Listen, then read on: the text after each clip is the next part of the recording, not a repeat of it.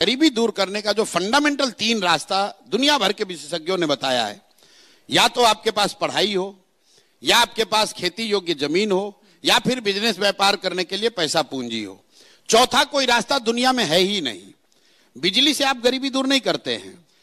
गरीबी house hold level पे दूर तब होगी जब आपके बच्चे पढ़ेंगे, या फिर आपके पास जमीन होगा, खेती करके आप आगे बढ़ सकते हैं, या अगर दोनों नहीं है तो आपके पास पूंजी हो तो आप रोजी रोजगार दुकान व्यापार करके आगे बढ़ सकते हैं। तो बिहार में 2/3 से ज्यादा परिवार के पास ये तीनों में तीनों चीज नहीं है।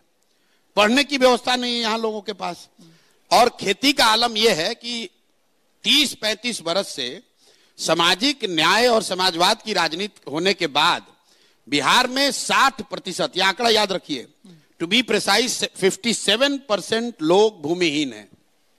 देश के स्तर पर सिर्फ 38% लोग भूमिहीन हैं। बिहार में 57% लोग भूमिहीन हैं। यहां भूमि सुधार कभी लागू नहीं किया गया। तो 100 में 60 आदमी के पास तो जमीन है ही नहीं, तो बेचारा खेती कैसे करेगा।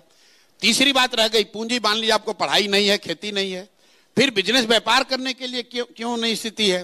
क्योंकि आपके पास पैसा पूंजी नहीं है। और उसकी 2 वजह है। पूंजी के 2 स्रोत हैं।